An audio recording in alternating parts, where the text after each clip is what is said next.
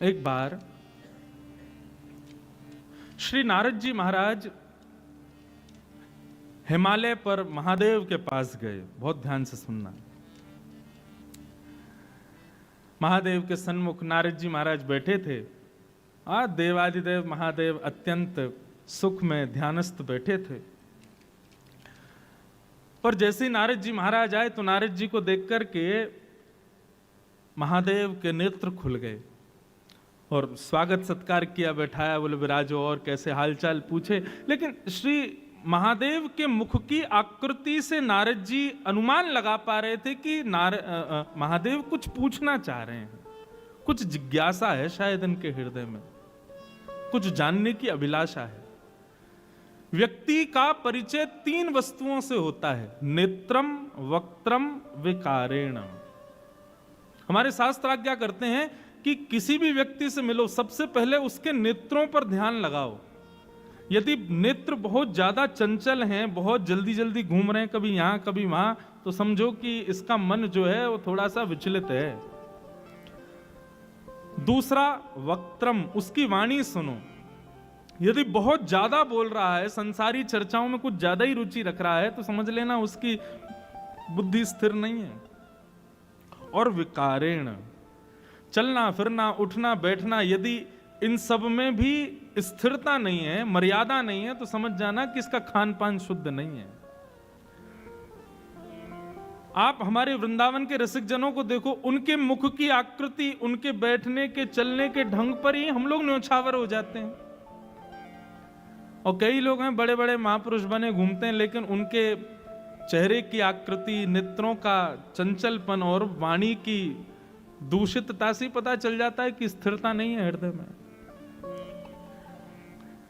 हमसे पूछो, हम तो दुनिया भर में जाते हैं, सामने वाला व्यक्ति प्रणाम जिस भाव से, जिस आकृति से वो प्रणाम करता है, उससे पता चल जाती है कितने पानी में। आजकल प्रणाम की बड़ी, एक हाथ से प्रणाम, और एक हाथ से भी कई लोग चरण नहीं छूते, घुटने के ऊपर ही छू देते महाराज जी प्रणाम। तो नेत्रम वक्त्रम विकारेण, इससे पता चल जाता है। यदि कोई श्रुद्धि होगा, मतलब कोई विद्वान होगा, तो वो आपके नेत्रों से, वाणी से और आपके आकार विकार से ही पहचान जाएगा कि आप कैसे हो। नारद जी महाराज समझ गए, हे महादेव, आपके हृदय में कोई जिज्ञासा है क्या? सोचो, महादेव के हृदय में भी जिज्ञासा होती है। महादेव बोले, हाँ एक जिज्ञासा तो है। बोले, क्या जिज्ञासा है? बोले, जिज्ञासा ये है कि मैंने नारायण के खूब दर्शन किए, विष्णु रूप के दर्शन किए, उनके विराट रूप का मैंने दर्शन किया, शंख चक्र गदा पद्म चतुर्भुज रूप का मैंने दर्शन किया, वे मत्स्य बन के आए मैंने दर्शन किया, वे कूर्म बन के आए मैंने दर्शन किया, हर स्थिति में मैंने दर्शन किया। दर्शन का मतलब क्या होता है नारद? हृदय स्थिर हो जाना। एक बार देख लिया तो बस लगा कि अब इसके बाद कुछ बचा ही नहीं है। ये स्थिति मेरी अभी तक नहीं आई है। मैंने अनेक रूप नारायण के देख लिए, लेकिन स्थिरता अभी तक, मतलब बार बार जिज्ञासा होती है, और कुछ देखूं, और अच्छा देखूं, और कुछ, एक ठौर नहीं मिली है मुझे। मेरी इच्छा है उस रूप के दर्शन करने की। कैसा रूप? तब महादेव कहते हैं, यद रूपम ते कृपा सिंधो परमानंददायकम।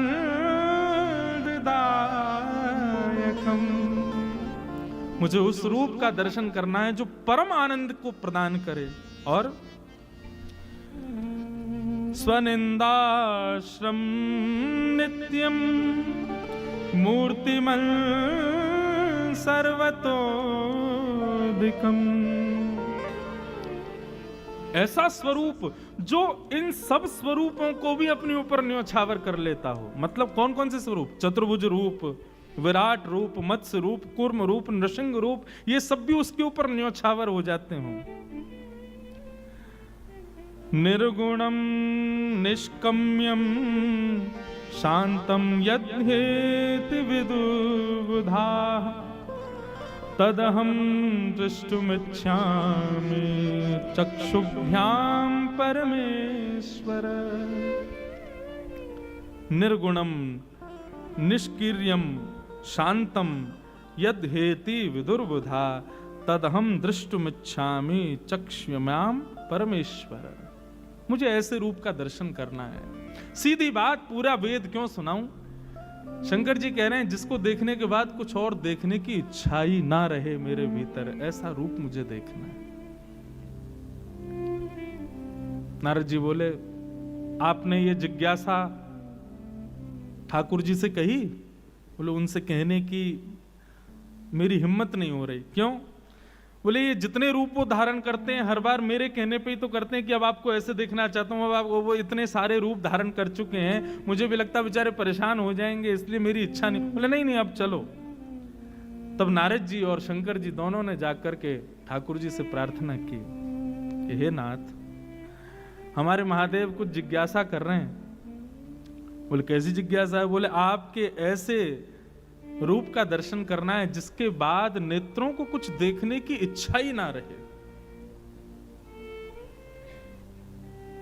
ठाकुर जी बोले, भैया ऐसा रूप तो एक ही है, जार रूप को देख करके मैं श्याम सुंदर भी और कोई को ना देखना चाहूं, वो रूप। और वो रूप कौन का है?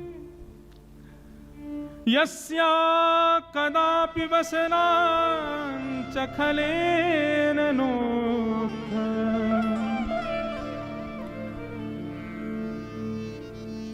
आहा, ठाकुर जी वर्णन कर रहे हैं वो रूप कैसा है।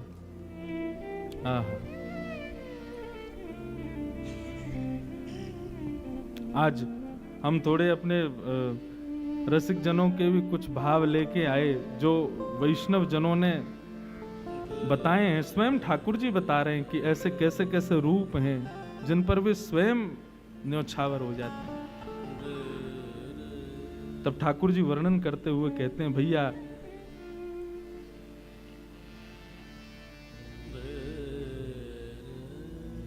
श्लोक ही चलो वो। किशोरी जी कह रही हैं, भैया हमारे रूप को वर्णन ना है सके। जा रूप के अर्थ बता देते हैं। बोले, रूप की तो बहुत दूर की बात है महादेव, ये रूप ऐसा है कि जिनके वस्त्र को स्पर्श करके वायु भी यदि हमारा स्पर्श कर ले तो हमारो रोम रोम आनंदित है जाए। ऐसी वृषभानु नंदिनी श्री किशोरी जी, श्री राधा रानी ही ऐसी एकमात्र हैं जिनके रूप को देखकर के आपके नेत्रन को ठौर मिलेगी। आप किसी और को देख नहीं पाओगे फिर, ऐसा उनको रूप है। वस्त्र की शोभा नहीं है, लेकिन वस्त्र जब वो धारण कर लेती हैं तो वो वस्त्र भी सुशोभित हो जाता है।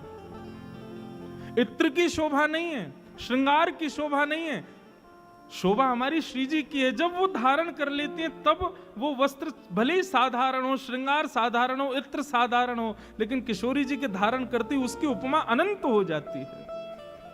कहां तक कहूं महादेव, हमारे रूप तो अनेक हैं, हमारे अवतार तो अनेक हैं, लेकिन कृष्णावतार सर्वप्रिय इसलिए है क्योंकि श्री जी ने उसको देखा है, क्योंकि श्री जी की दृष्टि उस अवतार पर पड़ी है। हमारे उस कृष्ण रूप को भी अत्यंत शोभनीय बनाने वाली ऐसी श्री जी को जब आप देखोगे तब आपके मन को ठौर मिलेगी। महादेव घुटनों के बल बैठ गए। बोले कि कैसे होंगे उनके दर्शन? बोले, उनके दर्शन के लिए वो तो बड़ी सहज हैं, बड़ी सरल हैं, कृपा करती हैं, बस पुकारनो तो थोड़ा पड़े हो ना आपको। पुकारो, आएंगी श्री जी, दर्शन देंगे। हमारे आप विश्वास माने, और कई लोग जानते भी होंगे, श्री जी का जितना गायन देवादिदेव महादेव ने किया उतना किसी ने नहीं किया। राधा कृपा कटाक्ष कौन गा रहे हैं? महादेव गा रहे हैं। राधा सहस्त्रनाम, गोपाल सहस्त्रनाम आदि आदि कितने भावों में स्वयं श्री महादेव ही श्री जी के रूप को उजागर करते हैं और किसी में सामर्थ्य नहीं है। ऐसे महादेव श्री जी को पुकारते हैं, श्री जी का स्मरण करते हैं और जब श्री जी का दर्शन उनको हुआ, इसीलिए महादेव अत्यंत रूप से जहां भी कहीं बैठे हैं तो उनके मुख की आकृति दिखाई नहीं है, लिंग के रूप में पूरे भारत में विराजमान है। क्यों? वो समाधिस्थ शिव हैं। किसकी समाधि में? बोले श्री जी की समाधि में। हमारे श्री जी के सबसे बड़े उपासक ही महादेव हैं। जब से देखी हैं वृषभानुजा, तब से ही समाधिस्थ बैठे हैं, एक आकार रूप में रहते हैं और सदा भीगे देव हैं। सबसे प्रार्थना करते हैं भिगाते रहो हमको, हमारे ऊपर जल डालते रहो। मैं तो अपनी एक निज बात बताऊं, दुनिया के लोग महादेव के मंदिर में जाकर के ओम नमः शिवाय कह के जल चढ़ाते होंगे, हम तो श्री राधा राधा राधा राधा यही कह करके जल चढ़ा में।